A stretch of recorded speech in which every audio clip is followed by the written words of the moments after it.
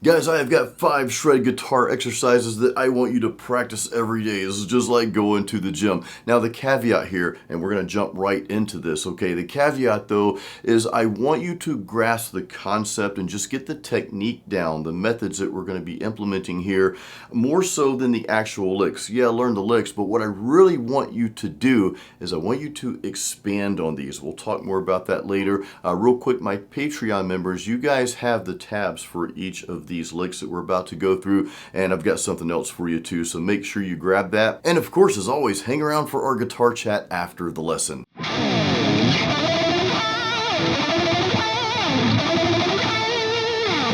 All right, so a very quick speed burst here, okay? We'll just name it something cool like speed burst. So we're working on our alternate picking technique for one, and we're doing these very quick little bursts that you can easily replicate. And this is why this is so short, because you can just replicate this over and over across the fretboard. And more importantly, you can expand on this very, very easily. So let's call out the notes, the frets here, okay? We're just playing on the D and G string. The frets we're gonna be playing are 12, 14, 15, 17. Then we're going to play the 14th fret on the G string. So that's it, just really a few notes here, okay? So what I'm doing here, and just watch closely.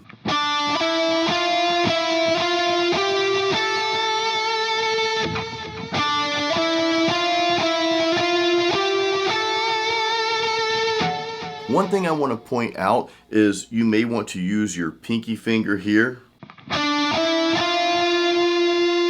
and here,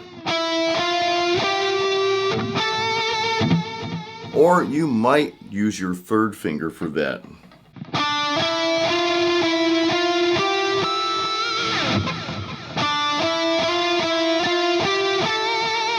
See how I slid the third finger up? So either way, there's no right or wrong in this, right? Just either way, play what feels most natural to you.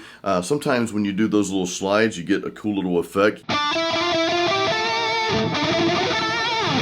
You're not going to really tell when you're playing that fast, but use whatever feels most natural, guys. Whatever feels most comfortable to you, or more so, whatever you feel like brings out your style of playing, because that's what we're doing here. We're creating and developing our own style. That's what I want for you.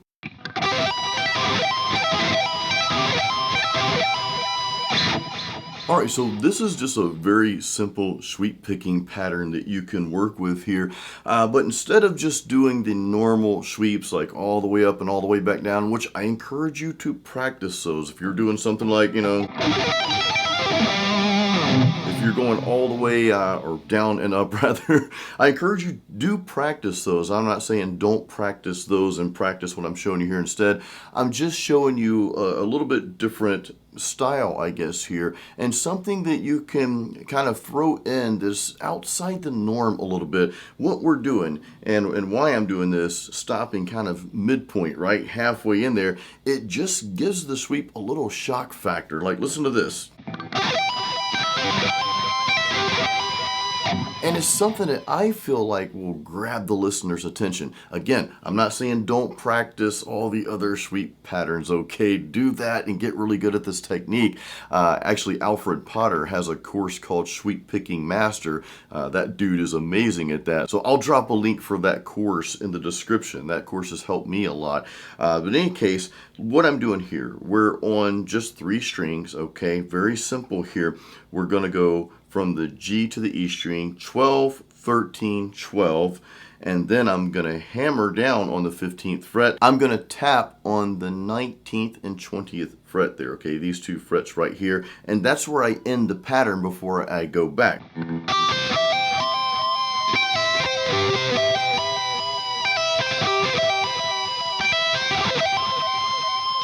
Okay, again, just a little pause there just kind of grabs the attention a little bit, in my opinion, okay?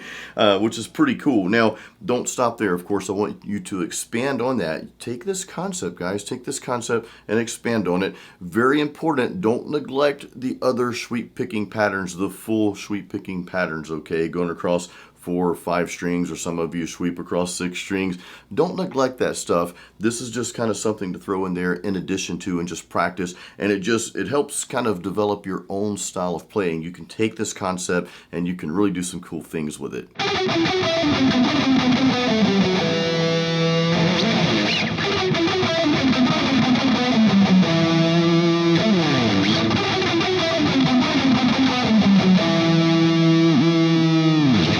right, so what we're doing here is kind of taking rhythm and merging it into a lead lick here. In other words, we're using what I like to call a gallop, which is often used in your metal rhythms. It's a real quick 1, 2, 3. It's a very quick pick.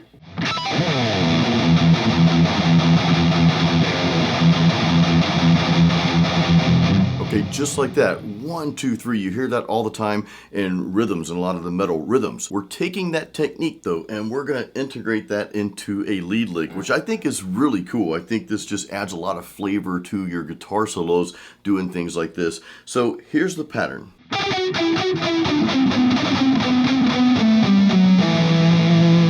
Now the 1, 2, 3, here's where it gets a little tricky with this particular lick, and you just kind of have to play around with this until you get it down, is we're going to be galloping that 1, 2, 3 using 2 notes. So 2/3 of the way into the gallop, right, which is that 3rd pick, that's where we're going to change notes. So we start out on that 12th fret, 1, 2, right, down, up.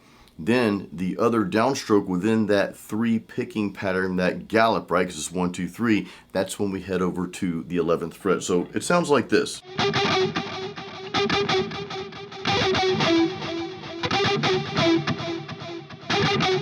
Now, hopefully that helps you understand the concept a little bit better. Then we're going to go back like this. We're going to go all the way over to that next string over, that D string, and we're just going to follow down with the 12th, 10th, and 9th fret there. Then we're going to go back and repeat that, but we're going to throw that gallop in. This is where it gets really cool, so we'll do that gallop here. Okay, this time we're galloping again. We're starting on that 12th fret, down, up, then the next down as part of that gallop is going to be on the 10th fret, okay? So let's start from scratch here.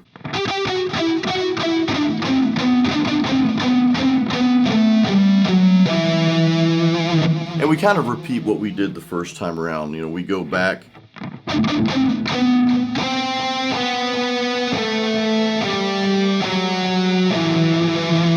And on that A string, same thing, but we don't implement the gallop there. You could, okay, again, grasp the concept. I want you just to get the concept down and expand on that. If you want to throw some gallops in there, by all means, please do that, okay? Make up your own patterns and just see where this takes you. So let's go through that one more time.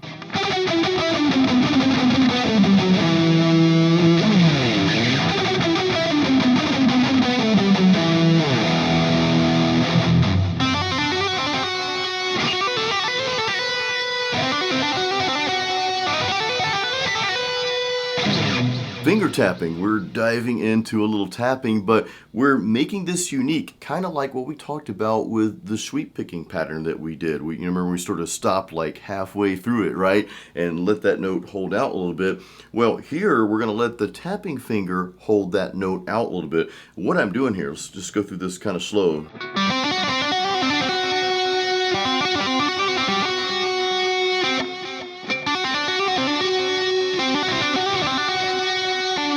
So the notes that we're on the G string here. We are on frets 5 and 7. That's where our fretting fingers are there, okay? Kind of going back and forth on those 2 notes there. We're going to be tapping on frets 11 and 12, okay? So what I'm doing here, there's a couple different things I'm doing. We got a little slide action going. We've got finger tapping. We're holding the note with the tapping finger. Several little techniques in one, which sometimes that can really bring the solo out, and that's what this is all about. So again, we're starting out by tapping on that 11th fret.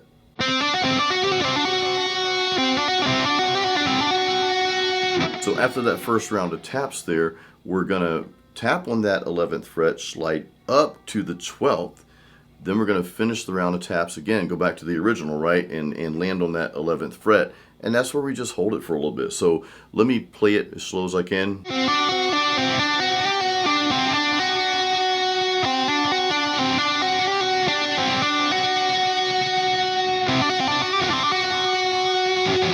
And again, you know, you can take that strategy, right? That tapping and then do a little slide there. You can take that and go all over the fretboard with it, right?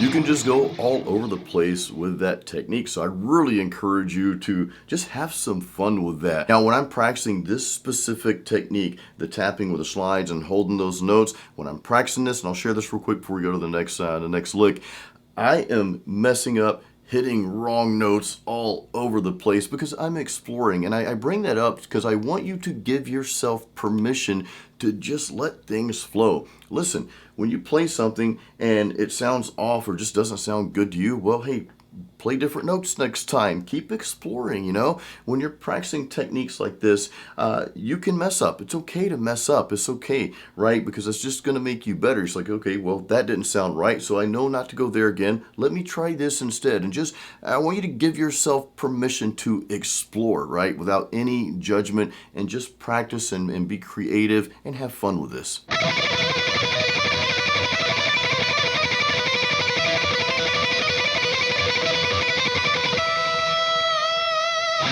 All right, so this is more of like just a alternate picking exercise slash stretching exercise, just to get those fingers stretched out a little bit. In my opinion, the more you can practice when you're practicing and just jamming, the more you can stretch those fingers out, I think it just becomes easier to play everything, okay? I've kind of noticed this. If I don't practice like stretching my hands out, my fingers out, then I may tend to have some issues with playing just other stuff in general. It's kind of weird how this works. It's just like an exercise, if you will. So what I'm doing here is I'm just doing everything on the E string, and the frets that we're playing, okay, I'll just call the frets out because it kind of makes it easier. We can wrap our heads around that, right? We're going to be playing 12, 10, 8, and 7. And then I'm going to throw the 11th fret in there as well, just to spice things up a little bit. Kind of keeps everything from getting mundane, okay, and repetitive. So here we go, and I'm just going back and forth. I'll play this slowly for you.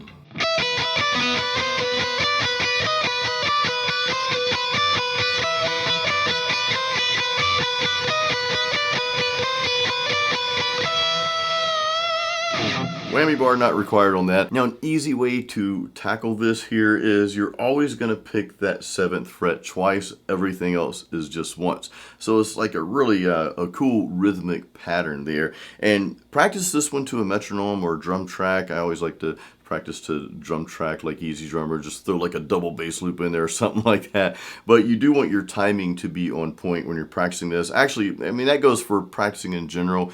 I'd always prefer you to practice with a jam track or something like that, or at least a metronome, a click track or something, okay? Let's go through this once more.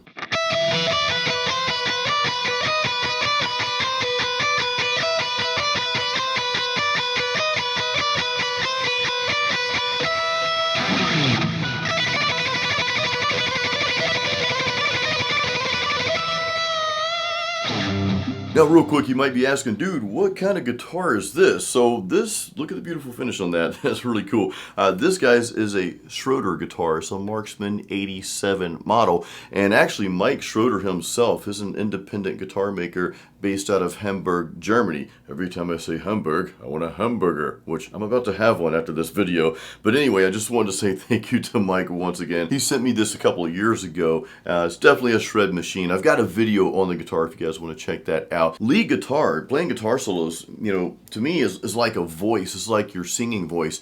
Everyone sounds different, and that's a good thing. You don't want to sound like everyone else. You don't want to sound like anyone else. You want to be able to sing, or to play rather in this case, you want to be able to play those notes to where people are like, okay, that's you. That's you. They hear those notes, those first few notes. You can think of guitar players like Joe Satriani, perfect example, Slash, okay, even Marty Friedman. I was actually watching Rick Beato's channel where he had Marty Friedman on, and Rick had told him, he's like, you know, you're one of the guitar players, Marty. That first note, I can tell it's you playing. And this is something that you want to go for, guys, right? You don't want to try to play like someone else, or try to play like even your guitar hero. We all have our guitar heroes. And this, I truly believe, is what separates you from being, just a hobbyist, which there's nothing wrong with that, but it does separate you from being a hobbyist and creating music. And I know a lot of you watching, again, there's nothing wrong if it's just a hobby. That's perfectly fine, but I know a lot of you watching, you want to do more with your music. You're in a band, you're a solo artist, or you're just working on your first EP, first album, and continuing to develop. The most important thing you can have that you can develop is that signature style and sound, to where you can break out that guitar, you start playing those solos, and people know it's you. It's like, okay, that's that person. That's me. So use these methods, use these licks, and guys, don't just play the licks that I shared with you. Don't stop there, right? Expand on those. Use these methods, and you'll come up with something completely different. It will sound way better than what I gave you in this video, because it's going to be you. You're going to be taking off with this, okay? So develop your own style. Continue to do that. That's super important. Now, one quick announcement, guys. I am working on a lead guitar course for you, but I do have a bonus module, a lead guitar bonus module in my current course called Metal Riff Master. I know a lot of you are in that course, and thank you so much for the support. I'll leave a link to Metal Riff Master in the description of this video. I do have a bonus module. Actually, there's 2 bonuses in there, but one of those bonuses is based on playing guitar solos. So do check that out. And if you don't have it, I think you're going to have a lot of fun playing the rhythms. There's like 80 something rhythms in that course to learn. So do check that out. Link is in the description. And guys, leave me any questions or comments below. I'd love to know if you have questions about some of these patterns, and maybe some things that you have worked on, some methods that you kind of lean towards that help you develop your own style. There's a lot of things that as we play, we just kind of gravitate towards. I do a lot of finger tapping, for example, and I do a lot of alternate picking, a lot of speed picking. Those are things that I tend to just gravitate towards naturally. You may have something else. You may be really good at sweep arpeggios. That may just kind of like naturally come out when you're playing guitar solos. I'd love to know what those are, or which method you'd like to work on more. Hey, drop me some notes in the comments. I always love reading your comments. And guys, until the next video, as always, keep it metal.